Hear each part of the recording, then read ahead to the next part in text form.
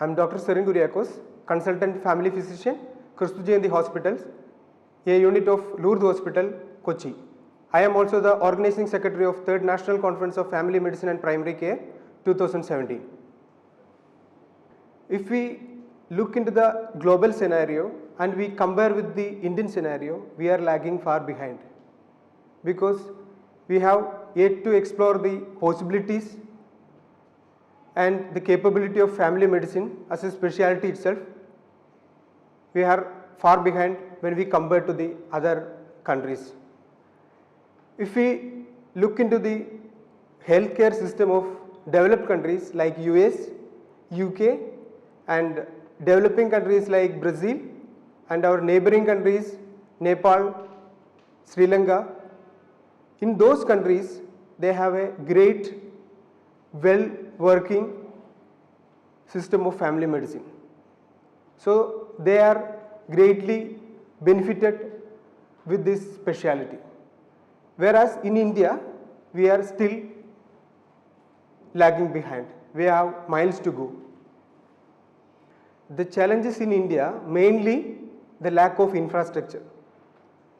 In many parts of the country, we are still not in a position to provide basic infrastructure where the doctor can sit and examine the patient, lab facilities, transportation system, proper information and management system. So many things are still in the primitive stage. So in this scenario, family medicine can help a lot because according to the many studies, 80 to 90% of the diseases or problems can be solved at the primary level, and the family physician is the right person to do that. So in Indian scenario, we should be promoting family medicine. The sudden change is because the idea of family medicine and the need for family medicine, that thing is completely gone from our medical education system. Now once the people get into the medical education, they are becoming doctors. So next question, what is their next plan? So they will be wishing to become a super specialist or a subspecialist, which is glamorous. Family medicine is not so glamorous and that will not bring that much money. So the medical graduates or medical students, they are thinking of becoming a glamorous specialist. So we have to incorporate the idea of family medicine into the medical education system. From the root level we have to start, then only things will move on.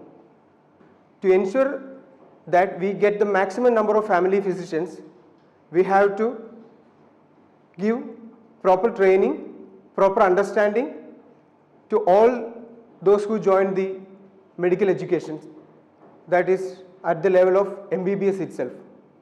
People choose specialties, super specialties only because they think that is the best option they have. But once they think in another way, that's once they think that a doctor who can treat 80 to 90% of the total burden of the society, that is something amazing, isn't it? So the way of thinking should be changed.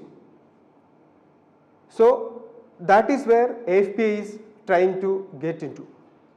AFPI is trying to include family medicine subject into the undergraduate curriculum. So in some medical colleges we have already started family medicine PG. So the newer pass out graduates will be knowing about the family medicine course. So in the same way, we will extend this thing to other medical colleges and other healthcare authorities. The 3rd National Conference of Family Medicine and Primary Care is going to happen in January 2017. Precise dates are 27th to 29th of January. 27th will be the PG update, which will be very useful for the postgraduate students, especially those who are pursuing family medicine postgraduate course. Also, those who are practicing as general practitioners, family doctors, those who have already completed their DNB or MD in family medicine. Yes, also this will be useful for those who are thinking of helping the community in a big way. As I already mentioned, 80 to 90% of the social issues of the community can be handled by a primary care physician or a family physician. Those people who are having the idea of serving the community or helping the community should be attending the conference. Apart from these, the healthcare policy makers, those should attend. Then only they will understand the importance of family medicine. Then they can implement that ideas into policy making. Policy level in Kerala, right now the government is accepting ideas from the public, NGOs and other professional bodies. So we have already done that. We have submitted our ideas in a very formal way, and we had talks with the health secretary also. In the same way, at the national level, through AFPA, we are trying our best to make these things happen. I see a very bright future. So now I am working as a family physician and getting good reputation. So I feel that my patients are very much happy. Recently I read one journal which says, that was a study done in Canada. The Canadians say 80 to 85% of the people are happy with their family doctor. So why can't we have that the same thing in India? So this is where the importance of family physician comes. Once you get a small thing, you are running after a super specialist. The next thing, you go to another super specialist. So you are getting treated for each and every disease. Every super specialist treat one of your organ or one of the systems. So where is your doctor? You have to find your doctor. You have to trust someone. Then only the complete healthcare will happen. So that is where the role of family physician comes. The one who manages everything. The one who can coordinate each and every activity that happens to the healthcare system.